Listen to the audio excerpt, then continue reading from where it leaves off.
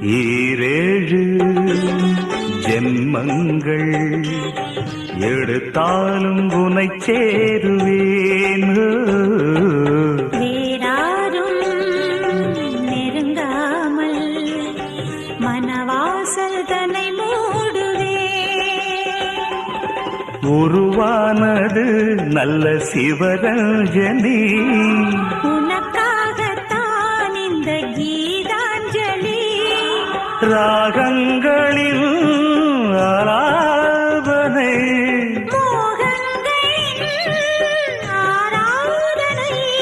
உடலும் மனமும் தழுவும் பொழுதில் உருகும் ஒரு ஜீவன்தான் உன் பாடல்தான் ஓயாமல் இசைக்கின்றது.